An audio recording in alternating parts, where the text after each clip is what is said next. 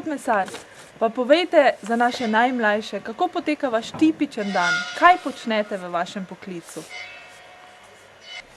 Ja, takole je to. Jaz jutro vstanem, spijem en štampelj šnopsa, vlečem uniformo, pa grem. Stop! Gospod mesar, tako ne morete opletati z jezikom glede alkohola. To je oddaja za naše najmlajše. Recite raje, da ste prebrali kako knjigo ali kaj takega. V redu? Gremo dalje. Ja, takole je to. Jaz jutro vstanem, preberem eno kratko knjigo, vlečem uniformo, pa grem na prašiča. Prašiča zakolem, te pa z gospodarom vsaki eno ali pa dve kratki knjigi preberemo.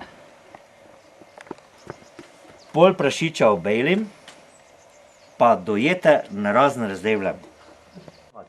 Pol, ko pa na jeter čakamo, pa s gospodarom še vsaki eno bolj debelo, ampak vseeno nekoliko lažjo knjigo dol spustimo. Se pravi, preberemo. Popoldne, ko pa meso razdevljam, še grem na drugega prašiča ali prasico. Če imajo gospodarji srečo, da se prasica ne nagovni. Te popoldne pa še mi to naskoči na pomoč. Te pa vejte, kak je to. Te pa s Tonetom včasih popoldne 3 ali pa 4 debele knjige preberemo.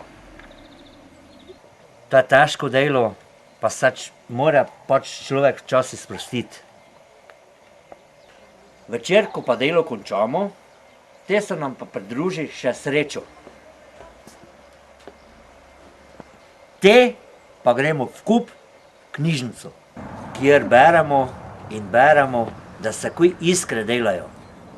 In to tako dolgo, dokler knjižničarka ne popeni in nas vrže vun.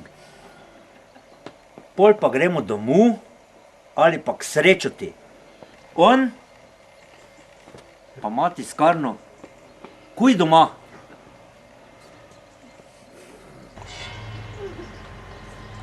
Tako da vam povem, srečo, Tona pa jaz smo tam v 4 jutru že fajn načitani.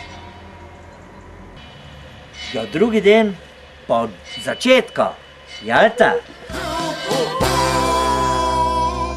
Matjažek je prišel v gotov domov.